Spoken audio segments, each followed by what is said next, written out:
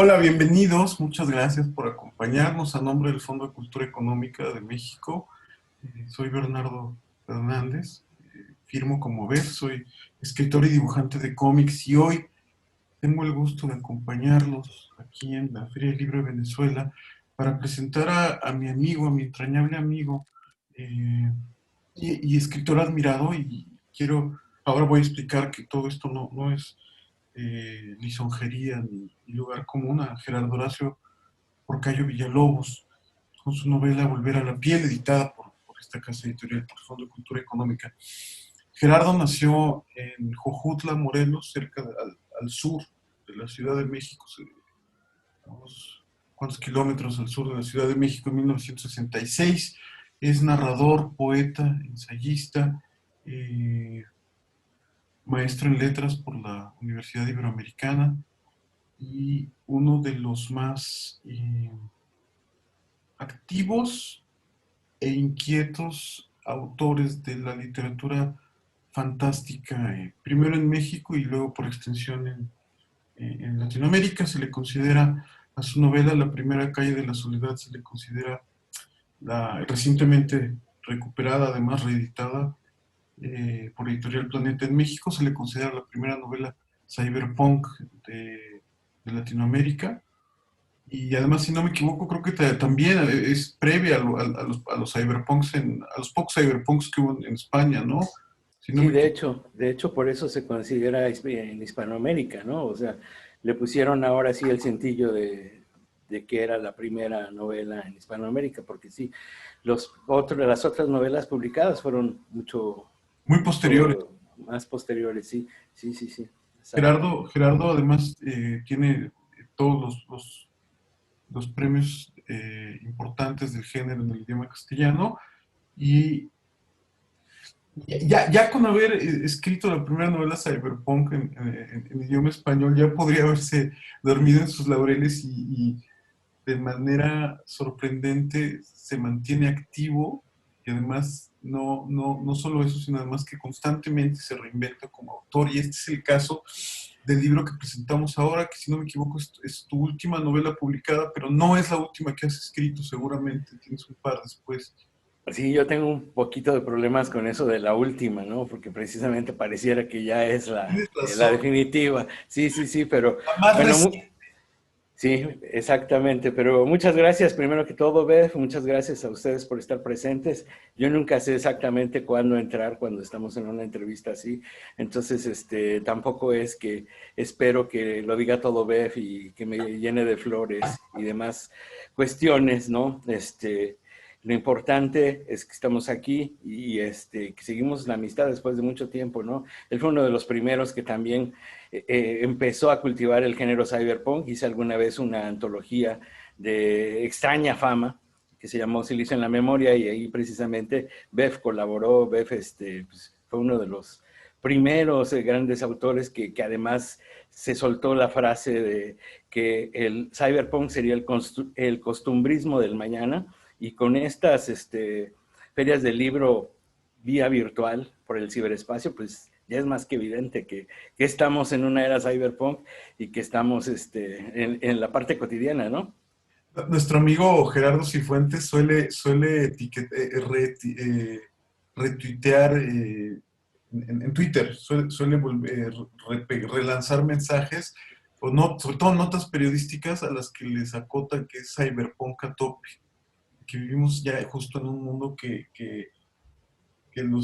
esta estética de cyberpunk hace 30 o 35 años intentaba como atisbar y que ahora no solo está rebasada sino, en la predicción, sino que es bastante cotidiana. Y justo por ahí quería empezar. Yo creo que ya a estas alturas podemos preguntarte sobre la pertinencia de escribir ciencia ficción en Latinoamérica. Yo creo que esa es una discusión que dejamos atrás, por lo menos. Quiero pensar que no hace mucho, pero sí, por lo menos unos 4 o 5 años ya no habría que empezar por ahí. Entonces, me voy a saltar esa parte y quiero entrar directamente a, al tema central de esta novela. Por ahí le llaman transhumanismo, pero fundamentalmente es una de las obsesiones que ya estaban desde primeros cuentos cyberpunk de los norteamericanos, pero que además tú has tocado en distintos momentos en tu obra, que es desde luego, la mortalidad y la posibilidad de transferir la conciencia a una máquina. Entonces, no, ahora se dice dar spoilers, digo yo, en buen castellano sería, no queremos echar a perder esta historia adelantando información, pero fundamentalmente en una especie como de tataranieto de Gregorio Samsa, el personaje central de esta novela despierta un día en un cuerpo robótico. Y con los recuerdos más o menos vagos de cómo llegó hasta ese punto.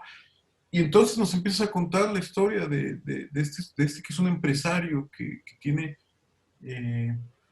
este proyecto como de transferir su conciencia de su cuerpo mortal para permanecer, para no morir. Creo que ese es espero no echar justo no echar a perder la historia, pero creo que es el punto de arranque. Y entonces, a partir de ahí elaboras esta historia que, que, que retoma muchas de tus obsesiones. Bueno, siempre te ha interesado la inteligencia artificial, los robots te gustan mucho, eh, todo este asunto de la posthumanidad. Entonces, bueno, además, a diferencia de casi toda tu obra, es una novela breve. ¿No? Tú sueles ser bastante más extenso en tu trabajo. Entonces, a partir de esto, como de esta anécdota, cuéntanos qué sucede y qué hay detrás de la portada. ¿Qué le espera al lector detrás de la portada de Volver a la piel? Bueno, gracias, Beth. Como siempre, son varias preguntas. Bueno, antes de que se nos vaya, esta es la portada, este es el librito que estamos presentando. Ciertamente es una novela breve. De pronto, con los tiempos de Internet y con eso de la pertinencia o no pertinencia de la literatura, de la escritura de ciencia ficción, uno se pregunta también, ¿hasta qué punto tengo que llevar las viejas convenciones de que para que una novela sea importante tiene que ser una novela río, una novela gigantesca tipo Rayuela, ¿no? O tipo, no sé, La fiesta del chivo, estas grandes novelas que parece que es lo único que reconoce pues la gran literatura como grandes novelas. Pero bueno, a final de cuentas, creo que uno busca lectores y busca expresarse, ¿no? Y como bien decías, estas son de mis grandes obsesiones. Frankenstein es mi primera obsesión, desde chiquito fue la primera obsesión, y Frankenstein está presente de muchas maneras detrás de Ciertamente, como Gregorio Samsa, bueno, se despierta el protagonista, pero se despierta después de un viaje en el que recuerda haber estado en un cuerpo robótico, pero se despierta ya como ser humano. Lo que pasa es que es precisamente ese miedo de pronto que uno tiene, ¿no? Siempre recuerda uno la juventud como algo más gozoso, más bonito, más rico, más pleno, ¿no? Y entonces es desear volver a esa juventud, desear volver a ese cuerpo, a tener esas experiencias fundamentales de vida, ¿no? Que te hacen seguir, que te hacen ser atrabancado y todo esto. Y despierta y la gran decepción es que su cuerpo no es como lo recordaba, ¿no? Que esa es también otra de las grandes cosas que nos pasa. Siempre añoramos otra cosa y cuando por alguna razón empezamos a tocarlo o tenemos esa posibilidad del viaje en el tiempo, quiero decir, con la nostalgia cumpliéndose, ¿no? Como el viaje en el tiempo como tal, de pronto son decepcionantes los viajes, ¿no? Entonces, el objetivo sí era acercarse a este ánimo, como bien decías, de la búsqueda de inmortalidad, de la búsqueda de la preservación, no solo del ser por ser, sino de esta fuente básica, este motor fundamental que tenemos en la juventud y que nos hace andar, que nos hace luchar, romper barreras, querer romper todo, ¿no? Eso es algo que con el tiempo, mientras uno crece, mientras uno se va adaptando a los procesos laborales y todo lo demás, de pronto va uno perdiendo y de pronto añora ese tipo de cosas. Bueno, como que todo esto está dentro de la misma novela. Es una novela que hace homenaje a H.G. Wells, ¿no? Preguntándome qué tenía que escribir. La anterior a esta, que llegó a una editorial comercial, se llamó Plasma Express. Y es una novela la más grande que se me ha publicado hasta la fecha. Ya publicada fueron 320 páginas más o menos. Sí, y lo que encontré es que muchos lectores precisamente como que se perdían en ese hilo, en esa búsqueda, porque además era cyberpunk, en esa búsqueda multimedia, en esa búsqueda de presentar un mundo complejo, terminaban perdiéndose y como hastiados de la novela. Entonces, la respuesta fue escribir esta novela pequeña. Yo recuerdo que entre mis grandes experiencias como lector, hay muchas novelas cortas, ¿no? Empezando. Perdón, no, solo quería acotar rápidamente que en México tenemos una tradición de novela corta muy poderosa, ¿no? De Juan Rulfo, José Emilio Pacheco. Es decir, en México se aprecia la narrativa breve, o bueno, hasta hace algunos años, nuestro canon tiene varias novelas breves y muy importantes. Sí, exactamente. Precisamente iba a hablar sobre las batallas en el desierto como una de esas grandes, ¿no? La Metamorfosis que tú mismo mencionaste al principio, ¿no? De Kafka es otra de las grandes novelas breves. Pero hay esta obsesión de pronto por hacer novelas grandes y porque un novelista se reconoce por cuánto puede mantener una novela y uno no deja de caer de pronto en esas trampas. Y en esta quise volver a esa semilla básica, ¿no? Digo, alguien como Philip José Farmer, que para mí fue muy importante, hizo una novela corta que se llamaba Los jinetes del Sarayo Púrpura, que a mí me encanta, me sigue encantando, y es una de esas obras de arte, para mi gusto, que, que no necesitan más páginas, que de hecho si le echas más páginas se vuelve una cosa intragable, ¿no? Entonces quería hacer algo simple, algo que pudiera llegar al lector de forma contundente y me acordé de una de mis primeras experiencias que fue El hombre invisible de H.G. Wells, ¿no? Esa yo creo que es la novela más moderna de Wells, la novela que impacta, que la lee uno hasta la fecha y se deja leer de una manera así súper suave, súper rápido, ¿no?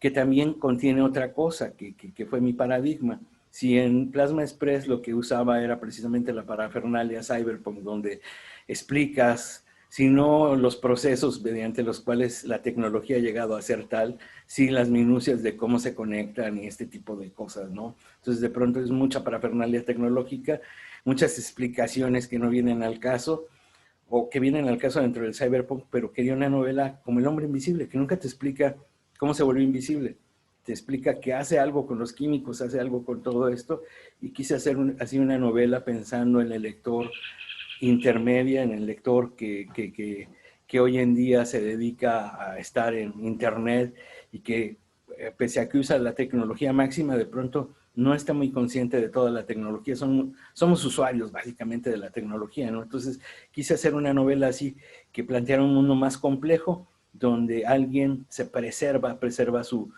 identidad y quiere ser joven otra vez, quiere vivir en la piel, dejar atrás la experiencia de robots, porque en algún momento tuvo un accidente que lo hizo pues sobrevivir en el cuerpo de un robot, ¿no? Pero todo esto se cuenta mediante flashbacks. Entonces, bueno, es una novela de descubrimiento, porque lo que descubre este personaje de inmediato es que no las tiene todas consigo, es decir, recuerda partes de su vida, pero no todo, ¿no? Que esa es otra de las cosas que uno va enfrentando cuando se enfrenta a los sistemas inteligentes y de pronto ya te hicieron cambios, ya te modificaron cosas y se descubre así como una personalidad más o menos la misma, pero no exactamente como se recordaba, ¿no? Entonces, Hay, hay algo como de, no sé si sea muy pertinente, pero pensabas, aunque fuera inconscientemente, en el doctor Fausto, en como obtener esto pero que no es exactamente lo que quieres y que el deseo es caro. pues supongo que de alguna manera sí es una de esas narrativas que está ahí detrás, pero yo más bien era consciente te digo, de Frankenstein, de estos grandes relatos de la búsqueda de la inmortalidad, porque sí, ese es uno de los sueños más caros del hombre, ¿no? Sí, tener una chica bella, pero sobrevivir, vivir, no envejecer, ese es otro de los grandes temas, ¿no? Digo que también está en Oscar Wilde, en muchos otros escritores, ¿no? Esta búsqueda de permanencia, y cuando uno dice permanencia es no estar viejito y apenas recordando cosas.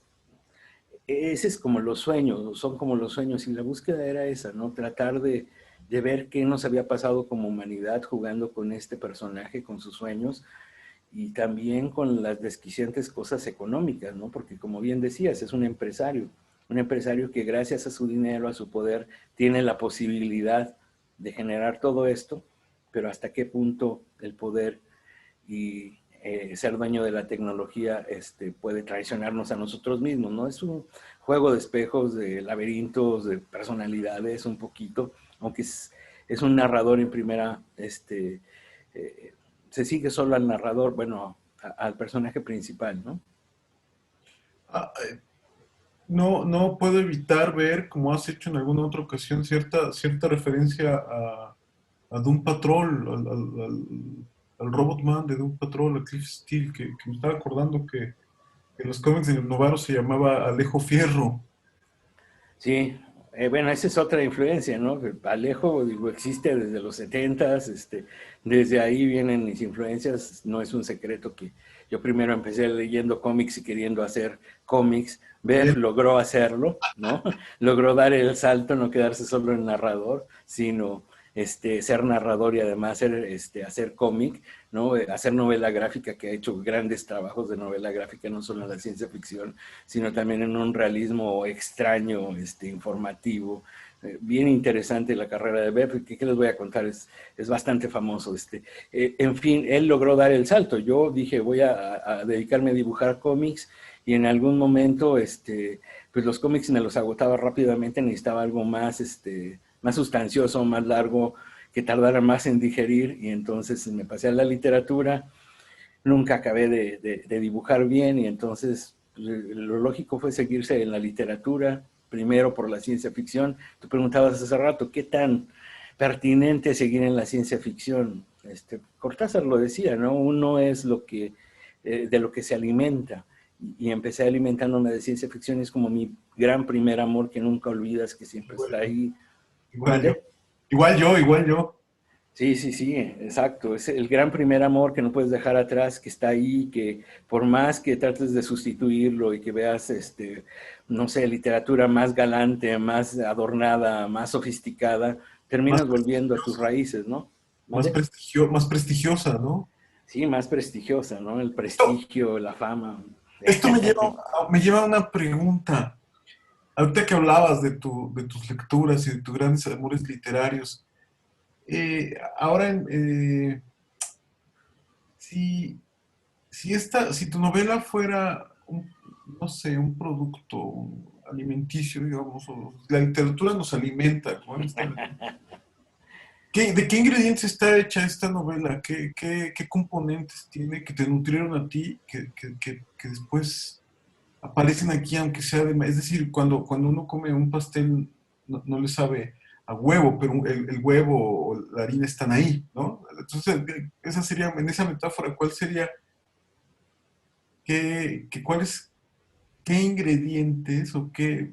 Ando un poco preguntando las influencias, pero es que las influencias me parece una pregunta como muy resbalosa, porque bueno, pues uno puede decir, pues no, puede que te guste alguna cosa, pero que no necesariamente se refleja en lo que hiciste aquí. Entonces yo quisiera saber, de tus lecturas, ¿identificas claramente referencias que aparezcan de manera literaria aquí en Volver a la piel? Sí, bueno, en esto de los prestigios hubo un momento en que yo dejé de aplaudir a este gran escritor que me hizo apasionarme más por la lectura, que fue Edgar Rice Burroughs, ¿no? Y entonces aquí hay un reconocimiento también a Edgar Rice Burroughs. Este es el gran escritor de aventuras, ¿no? Y fue uno de los primeros que también jugó a hacer trasplantes de cerebro, ¿no?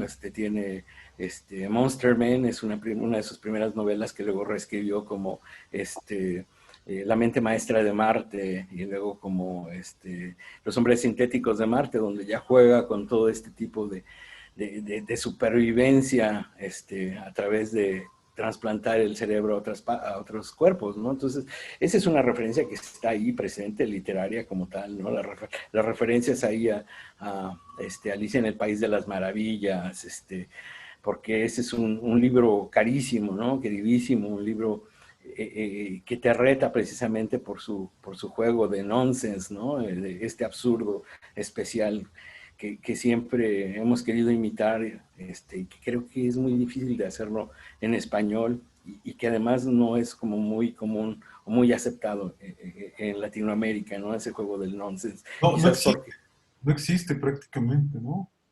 sí, y quizás por lo mismo de que nuestra política es nonsense, entonces como que no es muy diferenciable Ajá. de todo lo que sucede, ¿no? Alrededor. Entonces, ahorita que mencionabas eso, yo estaba pensando, jugando con esta visión ahora de que todos los productos tienen que tener exceso de grasa, exceso de azúcares, bla, bla, bla, estas etiquetas que ahora son mandatorias poner.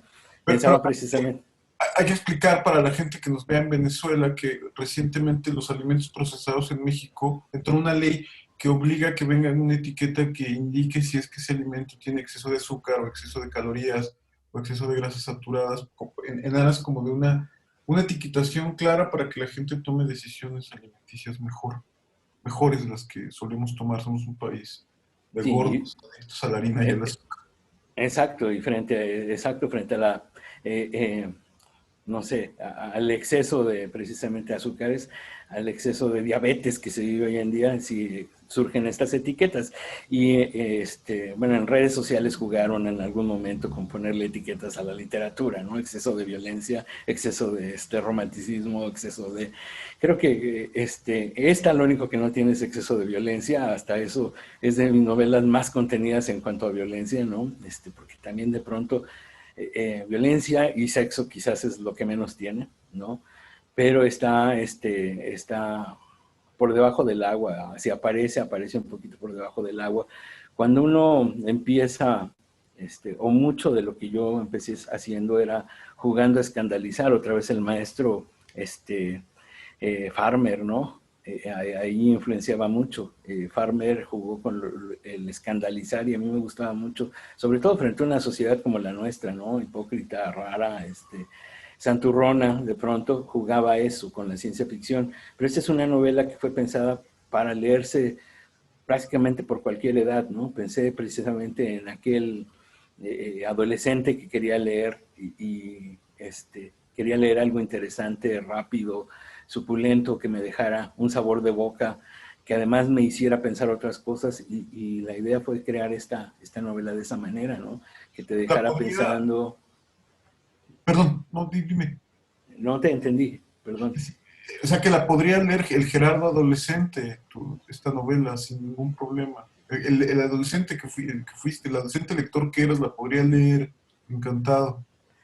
Claro, y además con la ventaja de que los papás no podrían ponerle pero, ¿no? Porque esa es la otra cosa. Como adolescente quiere leer muchas cosas y cosas que rompan precisamente las barreras. Y de pronto algunos de mis otros libros contienen también esa dosis pervertida que busca un adolescente que está explorando este tipo de cosas, pero eso no pasa a la censura de un padre, ¿no?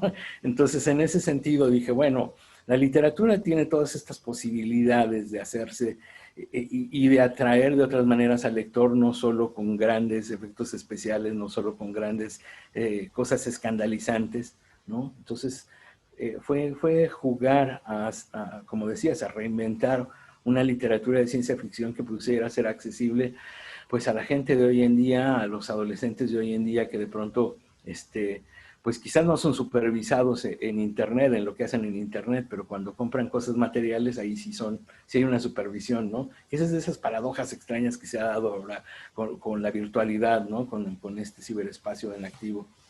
¿Pensabas?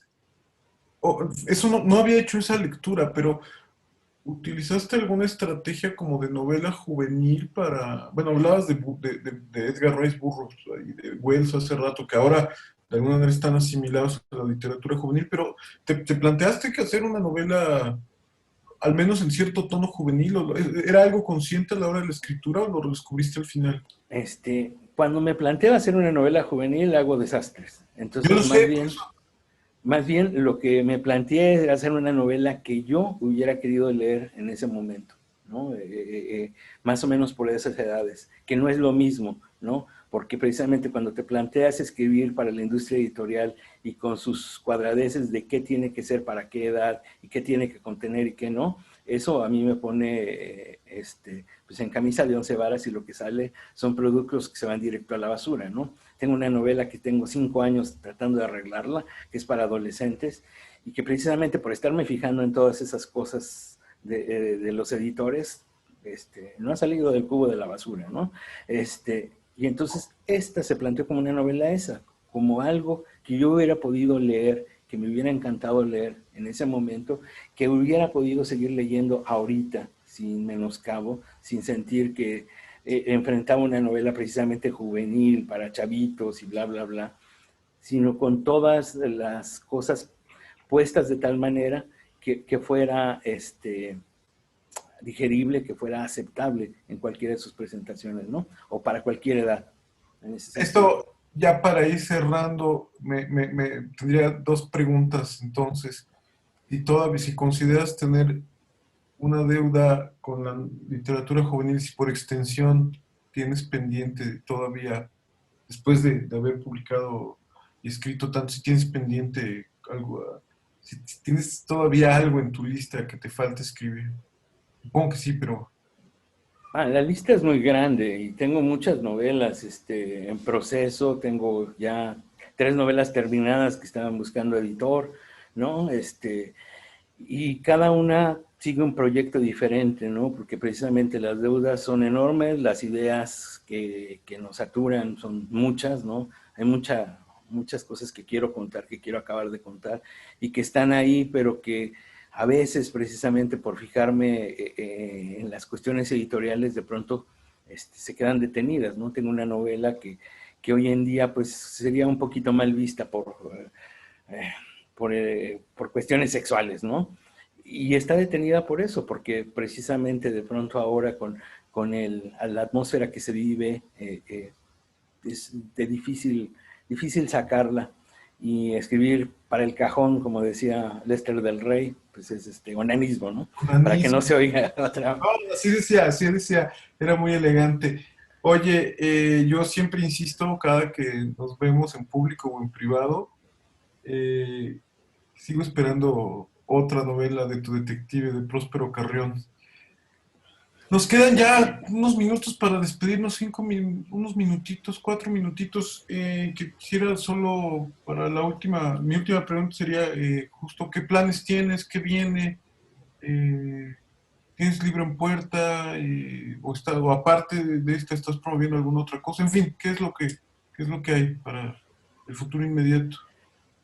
Bueno, como ya lo mencionabas al principio, acaba de salir la 3.ª edición de La Primera Calle de la Soledad, lo cual me tiene muy contento, ¿no? Planeta se decidió a sacarla, y me gustó mucho además la edición. La edición Quedó salió muy muy bonita, muy, con una portada muy ad hoc, muy cyberpunk en muchos sentidos, ¿no? Que hace como referencia a esta imaginería que existe sobre ella, ¿no? Entonces, de eso estoy muy contento, y esa es la que está, pues, ahorita promoviéndose, ¿no?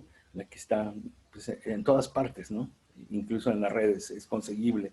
De los libros que vienen, pues ahorita estamos como en un impasse, ¿no? No sabemos exactamente a dónde nos va a conducir la pandemia. Entonces lo que tenemos es que, si ya de por sí los editores era un poquito difícil convencerlos de seguir con este tipo de proyectos, pues ahorita pues están como esperando también ver cómo reacciona el mercado. Entonces yo espero que por ahí empecemos también con alguna iniciativa, ¿no? Para, para bordear estas cosas, porque hay muchas cosas que tengo por publicar y que quisiera ya que se vieran a la luz, y de pronto todo esto de la industria editorial que nos va, pues sí, nos promueve y nos da espacio, pero a la vez, pues es restringida, ¿no? Yo tengo un montón de cosas que quiero dar a conocer, y quiero seguir escribiendo, ¿no? Parece que no, pero es muy importante para el escritor que se publique, ¿no? no, Que se totalmente. lea, que lean los productos que uno hace, ¿no? Escribir, y que se queden ahí para que los publique tu mejor amigo, pues Kafka y algunos otros, pero yo soy de los que necesita verlos publicados. Entonces, bueno, ahí novelas de ciencia ficción, hay novelas, la policíaca como tal no, es más ciencia ficción y narrativa general, podríamos decirlo, y algo de terror. Lo que tengo ya preparado, lo que está ahí. Vampiros, yo sé que te gustan los vampiros. Extrañamente, creo que abusé de los vampiros y los vampiros quedaron un poquito marginados, ¿no? Por lo último que intenté hacer, pues fue un proyecto fallido que he terminado desmenuzando y moviendo para otras zonas, porque precisamente creo que hice demasiado sobre vampiros. La metáfora era muy interesante en su momento, pero también hubo como un exceso de vampirismo en todos los medios, ¿no? En series de televisión, libros, películas, y de pronto ya era así como demasiado popular, y como que ya no tenía ese espacio Claro, especial, ¿no? lo que le pasó a los zombies, ¿no? ¿Qué Claro, serían sí. las momias? Sí, las momias, bueno, también, digo, por ahí hicieron proyectos especiales bien interesantes. Hay muchos, muchas figuras, muchos personajes que se pueden usar, ¿no? Y que todavía tenemos por ahí. Pero creo que es más interesante estar viendo lo que está sucediendo alrededor y tratar de hacer metáforas, de jugar con lo que está sucediendo, ¿no? Hay muchísimas cosas que estoy escribiendo Yo sé, con esa mirada. yo sé que escribes un montón y espero que todo esto vaya encontrando su canal. Pues muchísimas gracias, se nos acabó el tiempo. Gracias, Gerardo, por acompañarnos, por invitarme a platicar contigo sobre tu novela. Gracias al Fondo de Cultura Económica bueno, también muchísimas gracias a la Feria del Libro de Venezuela.